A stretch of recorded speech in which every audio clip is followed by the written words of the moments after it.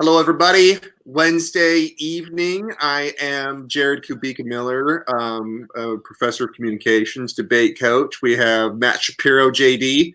Hello. Straight off a deposition. We got Tim Stevie from Visolutions.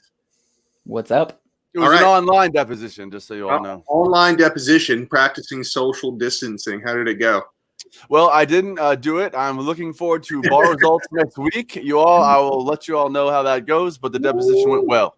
All right, man. Excellent. What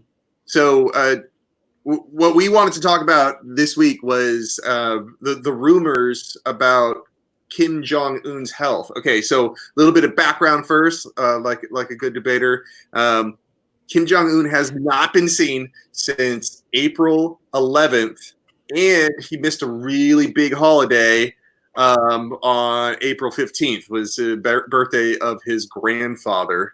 And so those two things have really sparked a whole lot of rumors. But I wanted to use this opportunity to basically approach like disputes about fact, all right, about facts. And so people have a tough time understanding fact debates, and they're really only a thing like in parley world, you know what I mean? Because like cross-examination debate is by definition policy. So is NFALD. A whole lot of these places are by definition policy debate. But these topics like this do come up in certain debate associations, and so I wanted to talk about framing. The way I like framing fact debates is kind of like how if you were a bookmaker and you were like making odds, like that's the criteria. Like if the odds are better that this is true, then you're voting for me. But if they convince you that the odds are better, so what it does is it allows you to have doubt. All right, the judge can have doubt and still vote for you. You know what I mean? And so I know, Matt, we were talking about this before. You're like, well, the answer is we don't know. Well, and you're hitting on. You're using literally the exact terminology. Tim was bringing this up, pinpoint right on the dot, this exact issue. And Jared, what you just kind of said really drives home the difference between the two standards. Tim was bringing up a couple, 3, 4, I don't remember how many weeks ago, the preponderance of evidence standard, which is the civil standard. When you sue someone in civil court, that's the standard. So that literally means, Jared, what you just said. More likely than not, 51%. Yeah. I mean, essentially, you know what I mean? Like just enough to be more than you. That's the standard. Yeah. Whereas in criminal law, the standard, Tim, you were bringing up is beyond a reasonable doubt, meaning you technically in your mind cannot entertain a reasonable doubt, not any doubt, but a reasonable doubt. Which is a higher threshold. Now, so kind of, Jared, what you just said is kind of like maybe what you kind of assume policy debates to have a higher standard. And in fact, debates, you try to like bring it down to like, look, if I can just convince you that I'm a little bit more right than that team, then I win. Yeah. I think setting up a criteria where you're kind of like doing a touching base on something that already exists, like odds makers, right? And so here, check this out. So just if all you do is like look up the odds of there is. Oh, does this actually exist in Vegas right now?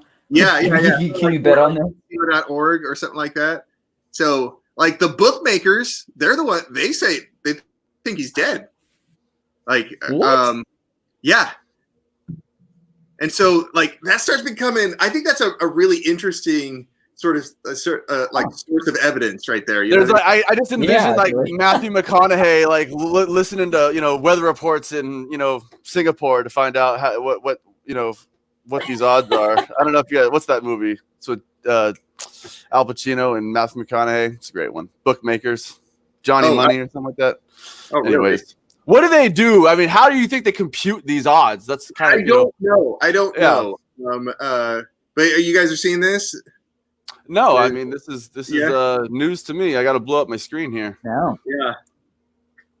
So that's I think that's a fun way of looking at it, right? Because so there's a lot there's a there's a lot. Yeah, of I mean, they're basically like, well, this person said this, so the odds went up a little bit, and CNN reported probably something else, and that now I don't have too much confidence. Like they're literally just this whole lesson today. I mean, Jared, I'm kind of glad we have the different facets that we want to discuss. I really want to discuss kind of like source credibility, and like I feel like that article literally is kind of the calculus you have to. People ask, I mean, we'll talk about this today, but like people ask, how do you know what is good news from bad news? And like the answer is not easy anymore. And it's like, it's kind of a discussion. And so this really touches on what are they using to determine these bookmaker, odds? They are using the same thing you and I or any debater should technically be using, going out, finding every piece of information, not opinion necessarily, information, facts. We got to gather those and make up our own mind. That's exactly what that website is doing. That's what Matthew McConaughey in that movie is doing. It's kind of like you have to like put in the time, put in the work, and then you hopefully have a better, more prepared case. That is some of the essence of credibility, right? So they also have odds on like who would be the next successor, and it's his sister or it's his uncle. There's all kinds of. It's really cool how there's like two sort of like fact debates that are happening in this one issue, because one of them is like, what's his health situation, and then the other one is if he were to die, who would come next? Because there is no like heir apparent right now. Yeah. You know what I mean? And so that's still sort of a negotiation that's happening. They're talking a lot about how it's going to be a little more different. It's going to be a lot different this time if he would need to be, succeeded than the previous couple, regimes where it's kind of been a very direct line. So those things make it even more juicy. I mean, that they're contributing, I think, to the reasons why we all care. I know we all care no matter what. I just mean to say, if it's just a direct line that we know what's going to happen, and that contributes to the reality show essence of kind of how this feels right now. Tim, which I think is why the news gets so messy. Yeah, you said you didn't have much luck with fact debates. All right, what was your experience, man? What left sour taste in your mouth about them? No, I honestly just didn't like them because I felt like the topics themselves were generally like, you can squeeze it into a value, and then people would just end up having a half-assed value rounds. So I felt like it was I'd never seen a fact round well debated. It became just like, well, some people think this and other people think this, and it becomes more of a debative trichotomy that it does actually like hard evidence on either side. But I think just before we went on, you made a really interesting point of what will happen is in itself a fact debate. Like that would actually be a really killer topic that I hope more tournaments employ in the future of like, what will this be? Because no one does know the answer, but you then just have to do a whole bunch of analysis. Like I think those are the best extemp topics, in my opinion, are the ones that force extempers to come up with what the likely outcome is going to be. Yeah. So I would hope that more of that happens in debate. I think really interesting analysis happens, but then no one debates extempers, right? Like no one calls them on their BS. So I would love to see more of that in debate. Yeah, that's why both. That's why having like a really sort of tight criteria is helpful. Like that sort of bookmaker framework, I think, is really good. It's kind of because like if the odds are 50-50, fine, the opposition wins. But if it is in any way more likely that he is dead than alive, then you vote for me. Yeah. You know what I mean? Like I think that makes it easy. Like people can think that way. They like there are people who have problems because they think that way too much. And one resolution that I know I've hit in my life that was fact debate. I believe it was a fact debate. It was at a parlay tournament while I was competing under Professor Jared Kubica Miller. Defense wins championships. That was a debate at one of the rounds. And so, is it true? Is it not? It's not even really, if directly, interpreted, I felt that we all felt, Jared felt it was a fact debate. So we kind of, in that case, we really tried to find examples of how that is true. And I remember it was a long, long time ago, but the Lakers had just like won the championship, and somehow, you know, I knew a little bit about some sports, and I definitely used that as like evidence to show that like that is a true fact, right? And I think the Kim Jong Un issue is a little different, because that is, you know, when we ask, is it a fact, we're asking essentially exactly what that website was showing. They're like looking to the news to find find the information, and not only are you sorting out various, you know, when I say source, but then they put a number to it. That's the awesome part. That's like, I think that's the greatest sort of like as a criteria. You know what I mean? It's kind of like you can put that number anywhere you want. Or, you know, you could win it, you know, like, and say, all right, we're going to set it at this number, and whatever that number is determines which way the ballot goes. That's the beautiful part. You know what I mean? Yeah. But now there's like, but there's conflicting evidence, right? We have the bookies on one end. There's conflicting opinions, I think, almost more than the evidence, right? Like the evidence is we don't know. Right. The evidence is there is no proof one way or the other. Either way, as of this moment, since you just said April 13th or 15th. Yeah. So, but like, wait, where is it? April 11th has been done. But... So there you go. Thank you, Tim. Yeah. Check this out. This is the Express. We'll talk about that in a bit. But look how this is phrased right here. Okay, where it says that it's that Kim Jong Un almost certainly dead. Right? Yeah. Okay. And what's the date here? 6:30. Can you scroll up one more time? I'm sorry, Jared. Right. Yeah. It's April 28th. What site is this? Yeah, this is Express. Express. So like, I've never necessarily heard of Express, right? So like, that's kind of a good way to start another discussion here, where it's like, I am, you know, Express. Yeah. Is that the New York Times? No. Right. Is it? No, I'm not saying it's wrong. In fact, most of these things. Look how it's written, though. They put that in the headline, and what they say is, this is a journalist's opinion. They shove that little piece. Jared, let me ask you a question.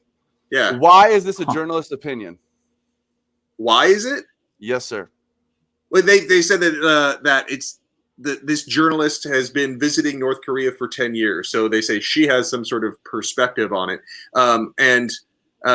but that video that's along with it has nothing to do with it. And the fact that they're like really sort of, you know, front loading the claim that he's dead, but then they're popping that fact that this is an opinion on the end. They're hiding it. You know what I mean? Like in plain sight, but they're hiding it. I have a question for both of you. I'm going to go to Tim first. Tim, when you are, I get this question a lot. I'm sure as coaches, you both get it too. How do you discern fact from opinion? If it is verifiable, it's a fact. If it is defendable but not verifiable, it is an opinion. So inductive versus deductive logic is what I would go for, right? And so like if something is completely immutable, not refutable, fact. And I want to dive a little deeper. I want to really just kind of get relaxed here and kind of, you know, Tim, what is the difference, you know, when you are scouring to research something, you know, what are you looking for, even within an article, right? Like any news article may present you with some news, right? Like you'll get a few bits of information that's like, that is the facts. That is what has been investigated, right?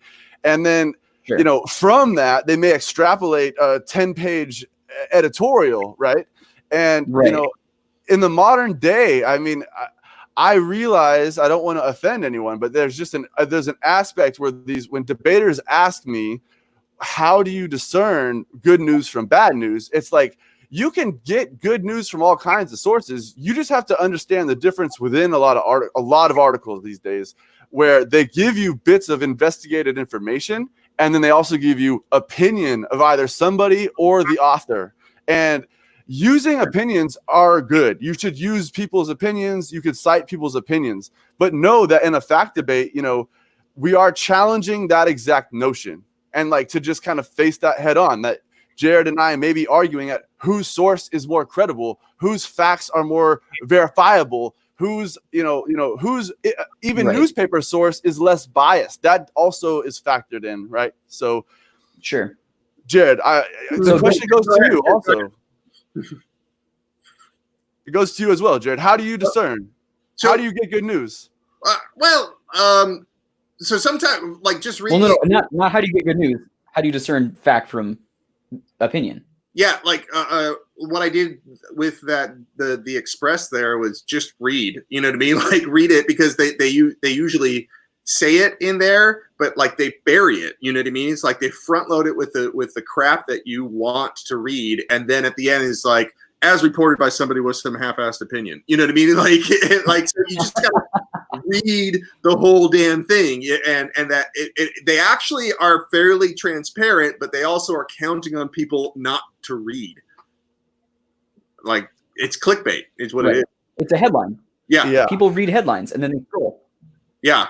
So you got to open it up. You got to start reading. Yeah. Because they always. So that's where I think. Do it, man. Go ahead. Yeah, like I think part of evaluating sources is also figuring out their motive, right? So the smaller the news source, like the less that I've heard about it, the more I'm thinking like, well, they really want those clicks. Like, they're just trying to get the traffic. They probably don't care as much about like making sure that this is, verified journalistic integrity here. So bigger news sources, I give a little more credence to, right? Like if it's a name brand thing, okay, they're probably not, like, hopefully not reporting straight up lies, but then even then taking like, all right, what's the motivation behind this particular thing? So that's where like bias comes in. So for example, like the headlines also across all sources is that Trump is saying that he knows how Kim Jong Un's doing. He's not going to tell anyone. Yeah. Now, why would Trump say that, right? Like, it's something that keeps the focus on him because he knows, but he's not going to tell anyone, so that no matter how it comes out, he can be right. Jared, right? I got another question for you. So like, if you find yourself in a fact debate, right, you ultimately find yourself, especially like we're having today, if we were having a debate saying, is Kim Jong Un alive, or the resolution, he is alive. If you were proving the affirmative, you ultimately might challenge someone else's evidence or source, right? I mean, that might come down to the debate might come down to that. So how do you approach challenging evidence and trying to establish that yours is more credible? Okay, so there's a couple of ways of thinking about challenging evidence. Like, one is like there's two different pieces of evidence that we agree are true, that like whether or not they are true, we agree that they're true, we stipulate that, and then what you're trying to do is determine which one is a better indicator, right? Okay, so like for instance, we started off, he hasn't shown his face in 40 days. That's a pretty strong, like he didn't show up to like the big holiday. That's a really strong indicator, right? But then you have other facts that you can compare that against. Like the LA Times yesterday reported that there's like 4 times in the last 40 years that the North Korean dictator has like vanished for a period of time and then showed up later. You know what I mean? And so there was like, or even coronavirus, where he may be hiding or quarantining or something. Like there's historical like facts. Like in '94, like Kim Il Sung went missing for a while, and like South Korea started reporting that he died, and that was premature. And then, like now, South Korea is really, really measured, right? Yeah, they don't make the same mistake. But now, as somebody looking in, is kind of like, well, just because they're being really measured. Maybe that's just because they're, like sort of gun shy now, like maybe that's why they're doing it. And that's actually, it's not one way or the other. And so what I'm saying is like, that's one way of doing it. But then the other way is, your source has no, is biased. That's a different way of saying it. Like we don't want to, so that's a different, those are different ways of doing it. You know what I mean? And there's like levels of sources, because like what you're saying is so great, because like I read a CNN article a few minutes ago from I think a couple of days ago. It's like Kim Jong Un is dead. Like it says that right in the headline. You know what I mean? And it also says the next article says South Korea believes that he's alive. And so now I've heard what Jared just told me, and I have this new information. And it's like, if I would have come into this round and I would have said, well, South Korea is, geographically close, so they probably know. And Jared was to say, challenge my evidence. If he was to challenge that South Korea evidence, he could, one, challenge it because it came from CNN, and CNN is fake news, as everybody knows. And second, Jared could challenge it on the level of who said it. CNN is technically just reporting what South Korea said, and South Korea, Jared just gave us the reason why they might be biased. They don't want to repeat their same mistakes of the past, where he said in the 40s that whole scenario. So that might be evidence to why I'm wrong, or why his truth in this round should be right. So I just kind of want to distinguish how you can challenge bias on like different levels, including the magazine or the publication, the person who's actually saying it, or the author, or who they're citing. So I think bias is worth arguing, though, right? Like, just because a source is biased, I think that's regularly like just cast out. Like, we don't go any further than to say like, okay, yeah, sure, it's biased, but that it doesn't mean that it's incorrect. Something can be biased and still factually correct. And I think that's something that is frequently glossed over in debate. So like you can talk about so like Reuters. I'm a big fan of Reuters because there was I think you're probably going through the various analyses right now. So as rated by other news sources, Reuters tends to be the most middle. Like lefty news sources report Reuters as middle, and righty news sources report Reuters as middle. Maybe that's a fair standard, right? So you can go by like the report of the news agency itself, right? Or Associated Press, another popular one, right? Yeah. But the problem is, I think with modern news, and this is what makes extemp easy but can make debate messy, is that like Associated Press will publish something that is actually factual. Like, we're not sure if Kim Jong Un is dead, but the fact is that he hasn't been seen in X days. And then everyone else retweets, like they basically just report that same article, but with their own spin on it. And that's what makes it complicated to be able to filter through how to use the opinion versus how to, couple that from the actual evidence. And part of me wants to chime in right here, where it's like, I don't care if you go to the most biased InfoWars on this chart I'm looking, right, or the Palmer report, whatever. What you'll end up finding, everyone, is you'll find out that they both cite the same Associated Press investigatory journalism article that says a fact. They both cite the same actual piece of news, factual information news that like is the expensive part of the news. The investigating of issues and actually establishing facts costs a lot more than just hiring someone to write opinions on those facts.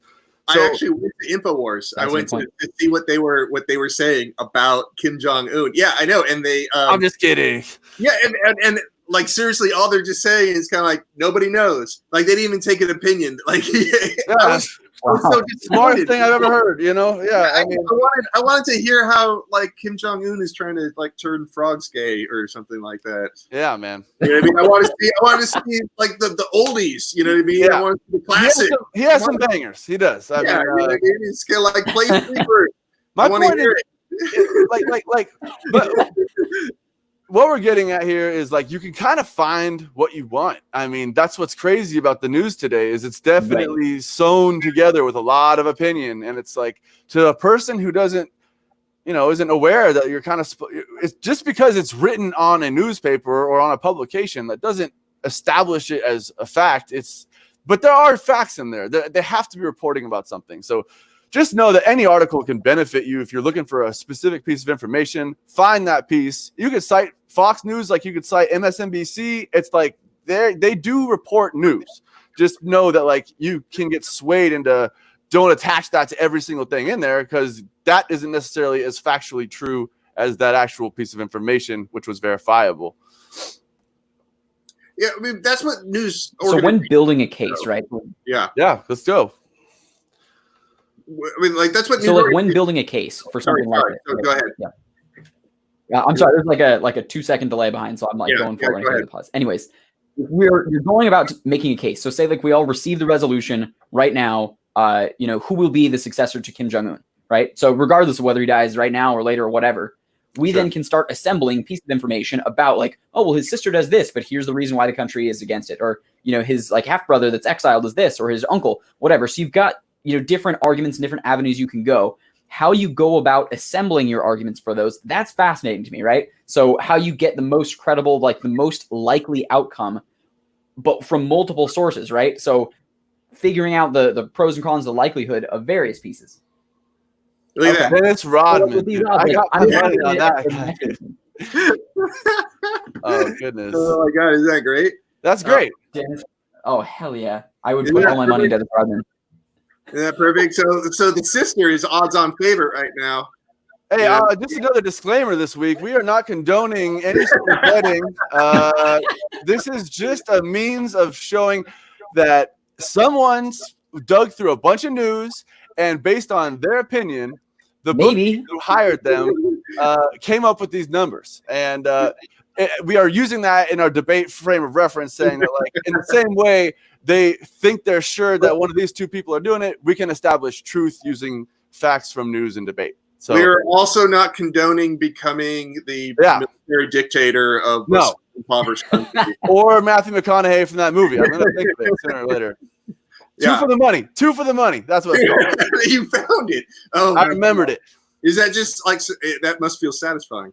It does. And like in that movie, he's just like digging through, like he's like a mad person who just, how do you know, the idea of a person who could just pick winners is a person with a crystal ball, you know, like, and that's just like we're trying to talk about, like, how can you establish truth in a room where there is no, you know, in this debate that we're having, is he alive or dead? Like that is in my opinion, that's an unprovable fact at this point, right? Like right. Schrodinger's cat. That's what it reminds me of. Schrodinger's cat. Does anyone remember what that is? Tim, you remember what that is? Oh yeah. You have to know that it's both alive and dead, and treated as both, right? So yeah, I heard it. The most crazy way I ever heard it was if you put a cat in a box and then you shot at the box, you don't know until you open the box and see the cat whether it's alive or dead. And you know, we could argue that, oh, I shot it one time right in the middle, or you're like, well, cats go around the outside. Like firearms. I did not ever hear that metaphor with the use of firearms, but I like that's how I heard it. Okay. America, dog. Yeah. Oh, man. I did hear that if his sister is in charge, that the brutality continues, basically. I hear she's not a nice person. According to CNN. Yeah. No, it was, oh, God, who is it? I'm just kidding. Whoever it was, I don't know the article. Ian Bremmer? I don't know if you know Ian Bremmer at all. I don't. Yeah, I mean, like, I think that he's got some credibility. He's like leads this like think tank. And you know what? It brings up a good point, Jared. You can look up authors. You can look up, journalists, and like that. All these little things can be used to bolster or attack the credibility of someone's truth. Okay, and or your own, right? So just know that, like, we're kind of talking about fact debate, and we're talking about source credibility, and just how these things are definitely tied together, and they're definitely kind of, exemplified or personified in this Kim Jong Un. It helps, like the Kim Jong Un topic helps to sort of illustrate a whole lot of things that happen in debate rounds that revolve around a fact. So sometimes you want to actually one of the underutilized tools of research that I found out too late is like find an author first and then see everything that they've written.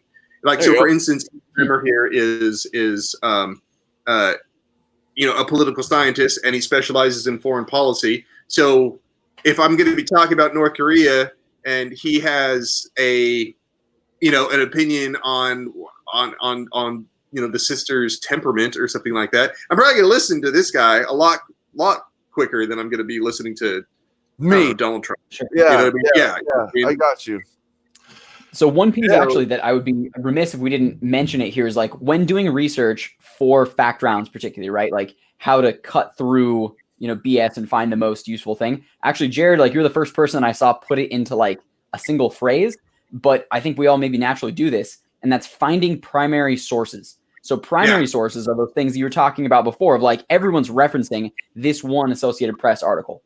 You can usually find that by clicking on any of the top links of, like, Kim Jong Un's been missing for X amount of time. Click that link, and it sometimes will take you back to the original piece. You want to get down to the whatever source is just giving you, no opinion, just facts, or as close to it as they can get. Like, here are the eyewitness reports that we have at this moment and nothing beyond it. Like the C-SPAN level boring. But I would say my best recommendation for just establishing baseline there is those primary sources.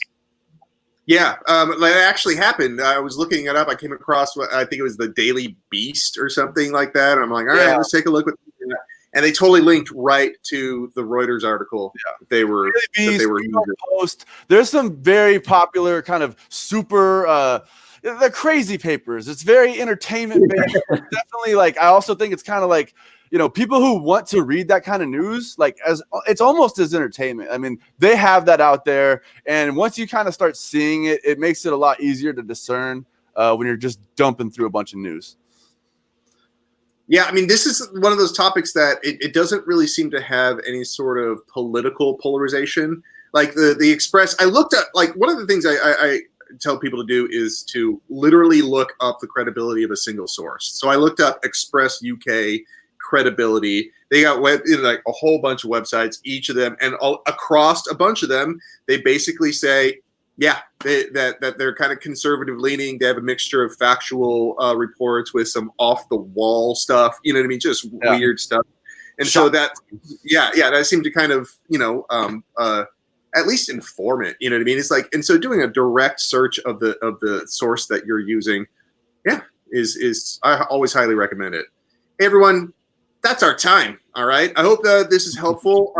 Fact debates are, you know, they're not all that common, but there's a whole lot more that you can do with it to frame it and make it a debate rather than just like sort of counter warrants against each other. There's ways to make it a little bit more engaging, and I hope this helped. All right, so I'm Jerry Kabika Miller, your debate coach and communications professor. Matt Shapiro, JD. Thank you, everybody. Resolutions. All right, everyone. We will see you next Wednesday.